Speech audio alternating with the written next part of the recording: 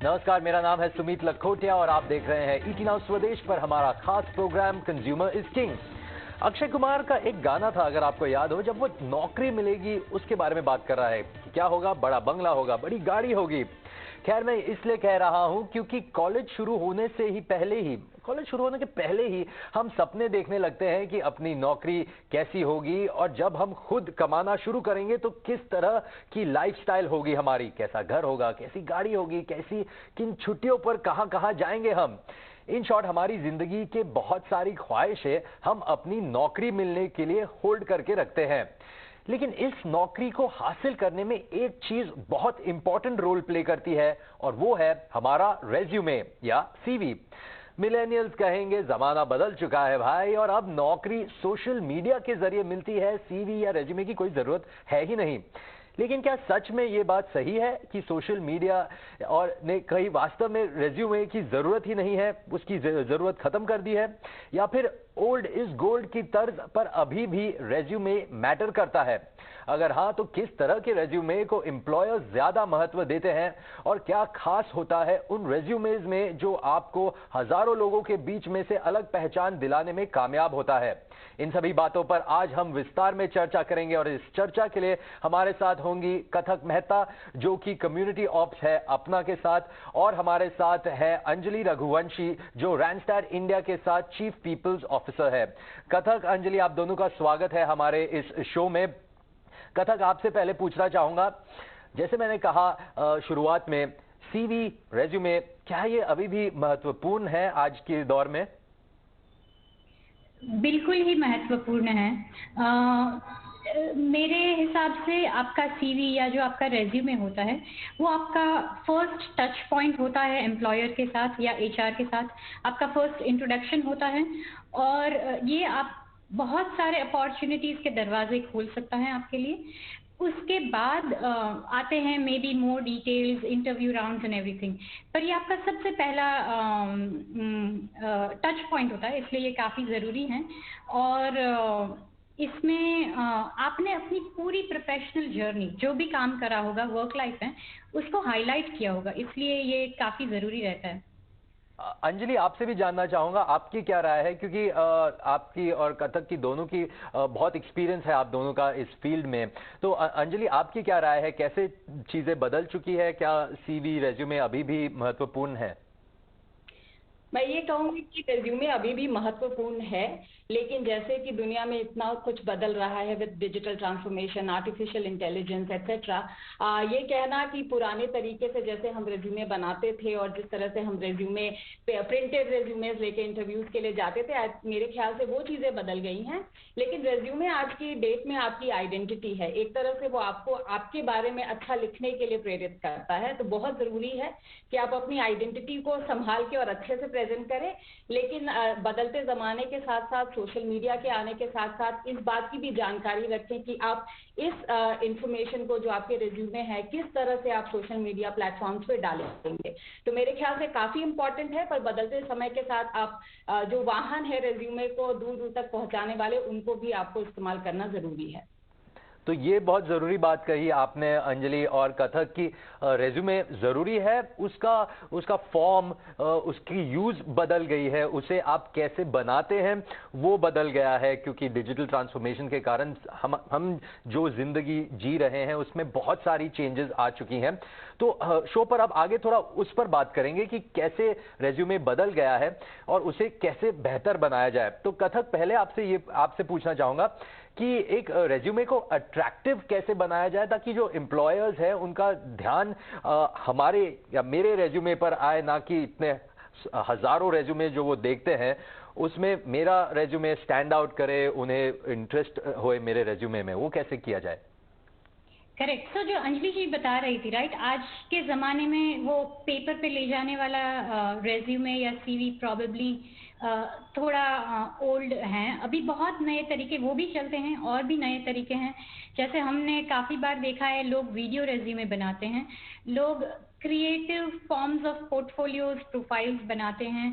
साथ ही साथ अभी रिसेंटली लिंक्डइन पे वायरल हुआ था, किसी ने वीडियो एडिटिंग या ग्राफिक डिज़ाइन की जॉब के लिए, वो कंपनी के लिए एक एक डिज़ाइन बना के भेजा और बोला कि मुझे आपके साथ जॉब चाहिए।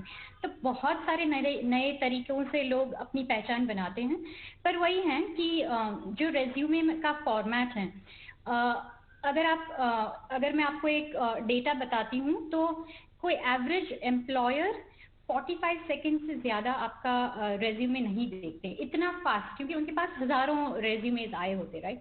तो इतने शॉर्ट टाइम में आपको उनका अटेंशन अगर ग्रैब करना है, तो आप बहुत ही क्रिस्प और शॉर्ट में आप अपने बारे में बताइए। जो ज़रूरी पॉइंट्स हैं उनको हाईलाइट कर दीजिए, जैसे कि आपके स्किल्स हैं, कई बार आपके प्रीवियस कंपनीज, आपने पहले क्या जॉब रोल्स थे, ऐसी चीज़ों को आप हाईलाइट कर दीजिए जो काफ़ी इंपॉर्टेंट होता है। इससे एक तो आप अटेंशन सीक ग्रैब कर सकते हैं।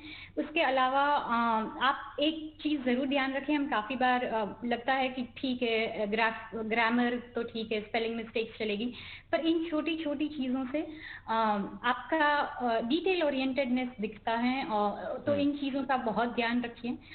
इससे भी एम्प्लॉयर का अटेंशन आता है कि चलो इसने अच्छे से बनाया, इसने अपनी पहचान, आप अपनी पहचान बना रहे हो, तो बहुत ही निष्ठा से इसको बनाइए। और इस तरह से, और हाँ, ये प्रश्न एक्चुअली सुमित जी काफ़ी अच्छा है, क्योंकि हमको बहुत बार लोग पूछते हैं कि मैं फ्रेशर हूँ, अब फ्रेशर के तरीके से मैं क्या ही डालूं, मेरे पास कोई प्रीवियस एक्सपीरियंस नहीं है। तो खास फ्रेशर्स के लिए मैं 2 चीज़ें बताना चाहूँगी। एक तो है कि आप अपने रेज्यूमे में एक पर्सनल स्टेटमेंट या समरी स्टेटमेंट इंक्लूड करिए, जहाँ पे आप बताएं कि आप क्या करना चाहते हो, ऑफ कोर्स आप कंपनी के लिए क्या वैल्यू ला सकते हो, और उसमें आप ये भी हाईलाइट कर सकते हो कि आप लर्निंग के लिए कितने उत्सुक हो या आप कितने फास्ट लर्नर हो। जनरली यही चीज़ें कंपनीज देखती हैं। और एज अ फ्रेशर हमको कभी कभी लगता है कि अरे ये तो ठीक है, पर आपने जो भी प्रोजेक्ट्स करे, जो भी वॉलंटियरिंग वर्क करा हो, कुछ इंटर्नशिप्स करी हो, ट्रेनिंग करी हो, कुछ सर्टिफिकेशन किया हो, ये सारी चीज़ें आपको बतानी चाहिए। साथ ही साथ अपने इंटरेस्ट भी हाईलाइट करें, तो आपका रेज्यूमे स्टैंड आउट करेगा बहुत सारे और रेज्यूमेज के बीच में।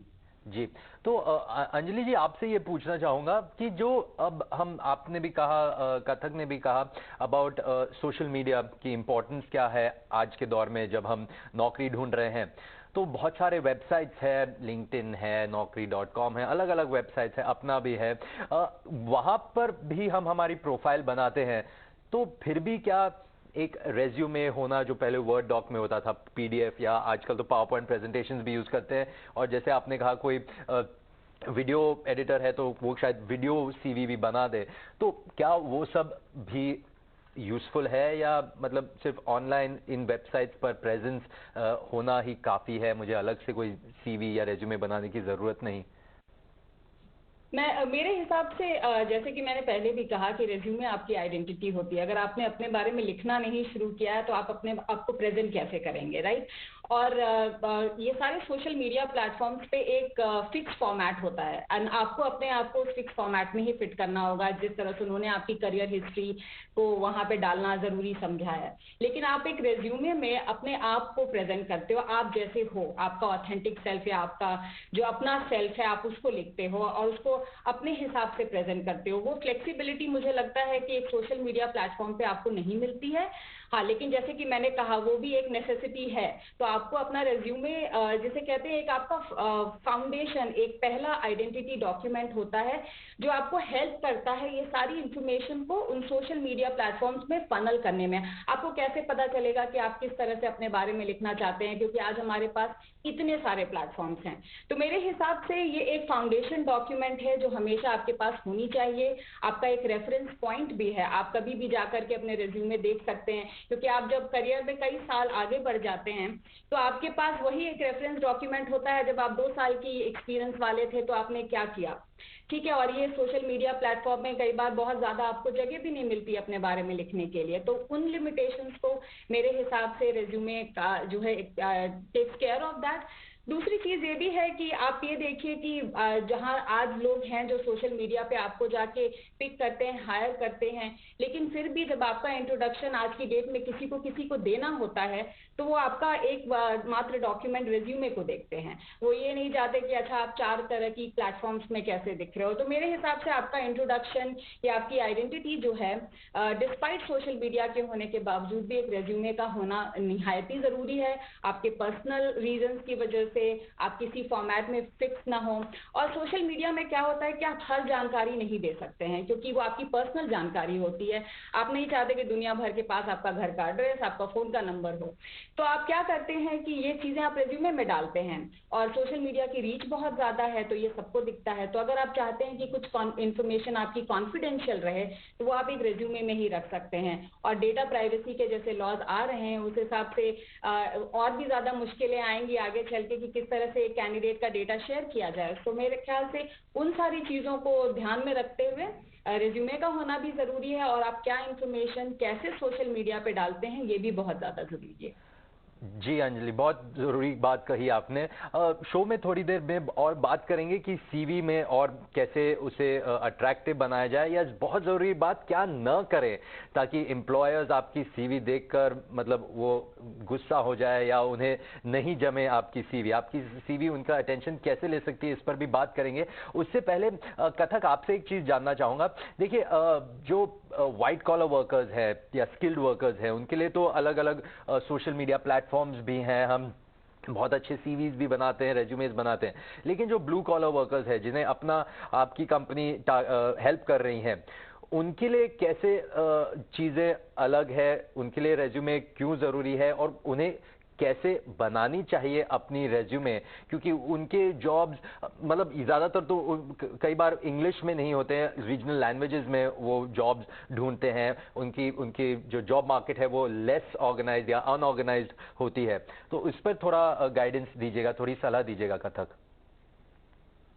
करेक्ट। तो सुमित जी, मैं ये बताना चाहूंगी कि जो एंट्री लेवल जॉब्स होते हैं या जो राइजिंग वर्कफोर्स है, वो जॉब्स में मेन डिफरेंस यही होता है कि आपका जो वर्क है वो थोड़ा ज़्यादा रूटीन और रेगुलर होता है।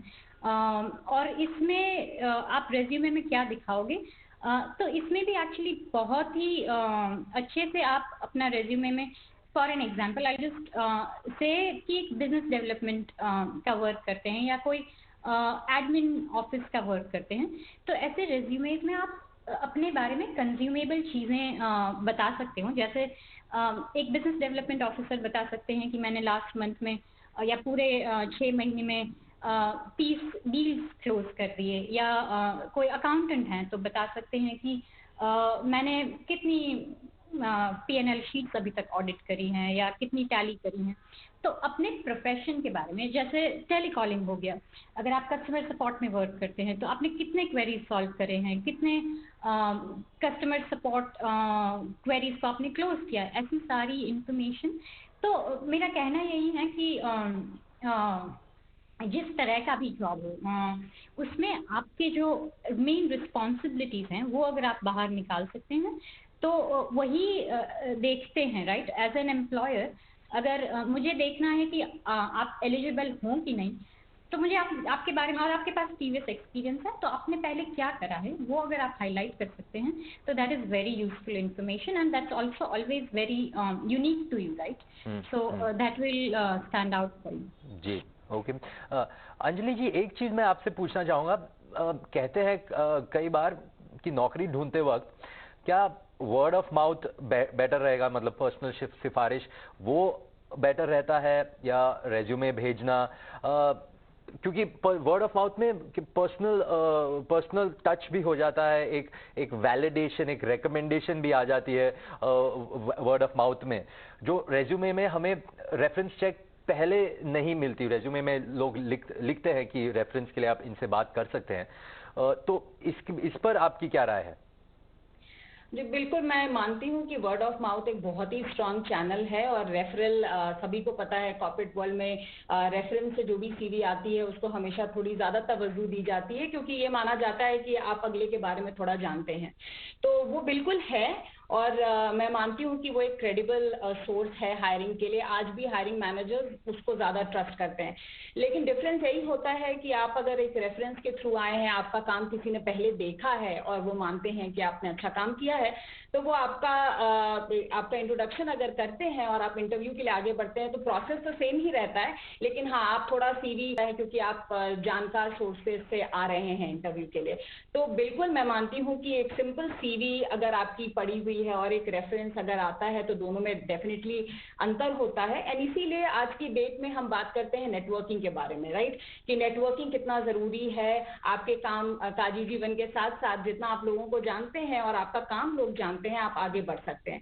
पर उसी तरह से अगर आप देखेंगे जब रेफरेंस भी लोग आगे बढ़ाते हैं, अफकोर्स अगर आप बहुत सीनियर हैं, आपको इंडस्ट्री में लोग जानते हैं, तो शायद सीवी की जरूरत नहीं है, आप सिर्फ एक दूसरे को इंट्रोड्यूस कर सकते हैं। लेकिन अगर जैसे कि हम पहले भी बात कर रहे थे, हजारों सीवीज आते हैं, हजारों लोग इंटरव्यू देने के लिए आते हैं, ऐसे में भी आपका एक इंट्रोडक्शन करने के लिए किसी को एक सीवी की जरूरत पड़ती ही है।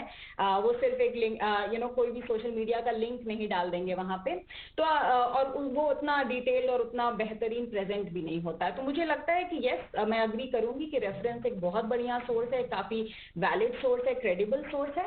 पर सीवी तब भी आपको चाहिए होता है बिकॉज अंततः आपको अपने आप को प्रेजेंट करना ही है, आपको आखिरकार इंटरव्यू से गुजरना ही है, तो आप उस चीज से तो बच नहीं सकते हैं क्योंकि ये प्रोसेस तो होना ही है। तो मेरा ये मानना है रेफरेंस के बारे में, एंड ये मेरा विचार है।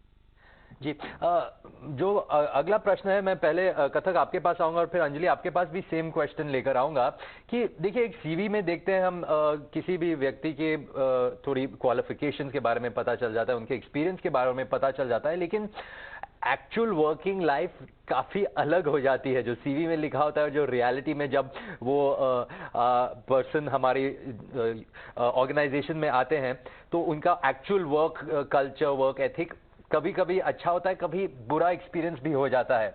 आपकी क्या एडवाइस रहेगी एम्प्लॉयर्स को कि वो जब सीवीज देखते हैं, रेज्यूमेज देखते हैं, तो वो भी किन चीजों पर गौर करें ताकि जो सही ये जो रिलेशनशिप हो जाए बिटवीन एम्प्लॉयर एम्प्लॉई, ये अच्छे से स्मूथली हो ताकि दोनों को अच्छे से आगे काम बढ़े, कंपनी में भी मुनाफा होए और सब चीजें स्मूथली चलें। तो कथक पहले आप कहिए, फिर अंजलि आप। ठीक है, तो जैसे कि मैं पहले भी बता रही थी सुमित जी, और हम जिन एम्प्लॉयर्स के साथ इंटरेक्ट करते हैं, मैंने यही समझा है कि ये आपका फर्स्ट इंट्रोडक्शन टच पॉइंट रहता है। तो एम्प्लॉयर्स यूजुअली मेरे एक्सपीरियंस में एम्प्लॉयर्स रेज्यूमे को स्क्रीनिंग के लिए यूज़ करते हैं, उसमें से बाद में वो लोग नेक्स्ट राउंड ऑफ इंटरव्यूज में डिटेल में जाते हैं। तो सिर्फ सीवी के बेस पे वो आपको जज नहीं कर रहे हैं कि आपको जॉब मिलनी चाहिए या नहीं, वो आपको बहुत सारे और मौके मिलेंगे। 2-3 राउंड्स ऑफ इंटरव्यूज यूजुअली होते हैं। तो एम्प्लॉयर्स को यही फॉलो करना चाहिए, यूज़ रेज्यूमे और सीवी एज आपके। यूजुअली एम्प्लॉयर्स क्या करते हैं कि मुझे ये 3 चीज़ें हों, ऐसे लोग चाहिए, इतना एक्सपीरियंस हो, इतना यहाँ से पढ़ाई करियो, या ये कंपनीज में वर्क कराओ, या ये रोल में वर्क कराओ। ये 3-4 चीज़ें आप एलिजिबिलिटी या क्राइटेरिया रखते हैं, इससे आप रेज्यूमे स्क्रीन करते हैं और फिर आगे जाके वो कैंडिडेट को अपने बारे में बताने के बहुत सारे मौके मिलते हैं, जहाँ से एक्चुअल उसको जॉब मिलना चाहिए कि नहीं, वो जज उस सारी प्रोसेस से होता है। सो एम्प्लॉयर्स जनरली यही करते हैं, और या तो मैं अर्ज करूँगी कि ये इस तरह से रेज्यूमे को, सीवीज को प्रोसेस करें। और अंजलि जी, आपकी क्या राय रहेगी इसमें कि एम्प्लॉयर्स कैसे सीवी रेज्यूमेज को देखें ताकि उन्हें भी बेस्ट फिट कैंडिडेट मिले? मैं कथक की बात से सहमत हूँ कि रेज्यूमे एक फिल्टरिंग का प्रोसेस होता है, क्योंकि जैसे कि पहले भी हमने कहा है, अगर स्पेशली वॉल्यूम्स में रेज्यूमे आ रहे हैं तो आपको किसी न किसी थ्रेशोल्ड को बना करके वहाँ पे फिल्टर आउट करना है। लेकिन मैं ये भी कहना चाहूँगी कि आज सोच बदल रही है। हर candidate plug and play candidate नहीं होता है जिसको आप लेके एक जगह से दूसरी जगह फिट कर दें। और साथ ही साथ जैसे कॉर्पोरेट वर्ल्ड इंक्लूजन की तरफ भी बढ़ रहा है, जहाँ पे हम चाहते हैं कि हम हर किसी को इक्वल अपॉर्चुनिटी दें, उस हिसाब से मेरे ख्याल से रेज्यूमे का रोल लिमिटेड होना चाहिए एक स्क्रीनिंग तक। लेकिन एम्प्लॉयर्स को भी अपनी सोच थोड़ी बदलनी चाहिए कि हमेशा प्लग एंड प्ले ना देखें, क्योंकि एक कैंडिडेट के लिए भी जब वो जॉब पे आता है तो वो वही रूटीन वर्क, वही चीजें करना पसंद नहीं करेगा। वो चाहेगा कि उसको नई अपॉर्चुनिटीज मिले, कुछ नया सीखने को मिले। तो मेरे हिसाब से इस जगह पे थोड़ी सोच बदलने की जरूरत है कि हम सिर्फ उन्हीं टिपिकल चीजों को ना पकड़े कि उसमें ये स्किल लिखा है या नहीं, क्योंकि जितना आसान आपके लिए ये थ्रेशोल्ड बनाना है, उतना ही आसान एक कैंडिडेट के लिए उन्हीं चीजों को अपने सीवी पे लिखना है। आपको कैसे पता चलेगा कि इसका रेज्यूमे ऑथेंटिक है या नहीं? तो अगर हम चाहते हैं कि कैंडिडेट अपनी सच्चाई और अपने आप को सही तरीके से प्रेजेंट करे सीवी पे, तो हमें भी एज एम्प्लॉयर्स ये जरूरी है कि हम एक थोड़ा होलिस्टिक अप्रोच लें एक कैंडिडेट को देखने का, ना कि सिर्फ उन्हीं जमी जमाई चीजों को जो हम सालों से देखते आ रहे हैं। तो ये मेरा मानना है और मुझे लगता है कि इंडस्ट्री में थोड़ी सोच इस तरफ बदलनी चाहिए। इससे इंक्लूजन भी आती है, चाहे वो कोई भी जेंडर हो, कोई भी हो, हम उनको ज्यादा मौका देते हैं आज के जमाने में जॉब के लिए अप्लाई करने का। और आप ये नहीं जांच सकते एक इंसान की सीवी से कि उसकी पोटेंशियल कितनी है। और कई बार एक इंसान का बेहतरीन परफॉर्म करने के लिए सिर्फ उसकी क्वालिफिकेशन, स्किल्स और कॉम्पिटेंसीज ही काफी नहीं होती हैं, आपने कैसा कल्चर और कैसा एनवायरनमेंट दिया है वो भी जरूरी होता है। और ये आप लाइव एनवायरनमेंट में ही पता कर सकते हैं या किसी सिमुलेटेड या बीआई इंटरव्यू के थ्रू पता कर सकते हैं। तो ये मेरा विचार है कि थोड़ी सोच दोनों तरफ से बदलनी चाहिए इस एरिया में, और आगे जाकर के इससे फायदा ही होगा कंपनीज को, बोथ एंगेजमेंट और प्रोडक्टिविटी के साइड से। तो हमने अब तो डूज के बारे में तो बात कर ली कि क्या करना चाहिए किसी एम्प्लॉय को और एम्प्लॉयर को भी, लेकिन अब मैं कथक आपसे और फिर अंजलि आपसे पूछना चाहूंगा, ऐसी कौन सी मिस्टेक्स है या ऐसे कौन से डोंट्स हैं जो एम्प्लॉयर्स, जो अब एप्लीकेंट्स हैं, उन्हें नहीं करनी चाहिए अपने रेज्यूमे में या जब जॉब के लिए अप्लाई कर रहे हैं? तो कथक पहले आप बताइए हमें। तो सुमित जी, इसके बारे में मैं 2-3 पॉइंट्स बताना चाहती हूँ कि जो बिल्कुल नहीं करना चाहिए या अवॉइड करना चाहिए। ये कैंडिडेट्स के लिए मेरी एक डीप रिक्वेस्ट है। पहली चीज़, आपका रेज्यूमे या सीवी शॉर्ट रखिए। 4-5 पेजेस का रेज्यूमे मत करिए। सेंटेंसेस भी शॉर्ट रखिए, डिटेल्स भी लिमिटेड रखिए। दूसरा चीज़, काफ़ी बार हम ऐसे रेज्यूमे भेज देते हैं, इसमें आई रियली रेकमेंड कि आप रेज्यूमे के साथ एक छोटा सा कवर नोट या कवरिंग लेटर लिख दीजिए। जैसे अगर आप अपना प्लेटफॉर्म से अप्लाई करते हैं तो हम वहाँ पे हेल्प करते हैं कैसे वो नोट लिखना चाहिए। बट जहाँ पे आप पर्सनल मैसेज, पर्सनल आपका जो आप कहना चाहते हो एम्प्लॉयर को, वो बताइए कि मैं ये जॉब के लिए अप्लाई करना चाहती हूँ, मुझे ये जॉब ये कंपनी के साथ काम करना है और ये रहा मेरा रेज्यूमे।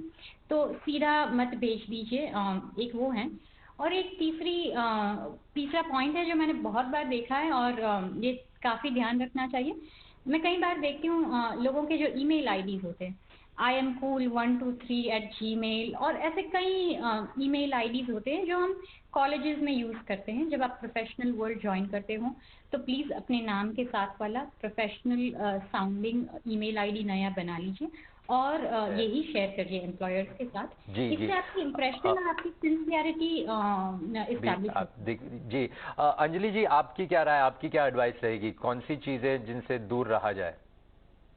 मैं कहना चाहूंगी कि एक तो आप अपना रिज्यूमे को सिंपल रखिए। मैंने बहुत बार देखा है कई तरह के ग्राफ्स और बहुत कुछ लोग इंक्लूड कर लेते हैं, काफी कलरफुल बना देते हैं रिज्यूमे को, जो कि एक्चुअली जैसा कि पहले कथक ने भी बोला है कि 30 से 45 सेकंड अगर हम समय बिताने वाले हैं तो हम उन चीजों पे ध्यान नहीं देंगे, हम आपके की अचीवमेंट्स पे ध्यान देंगे। तो मेरे हिसाब से लोगों को अपने की अचीवमेंट्स को हाईलाइट करना चाहिए।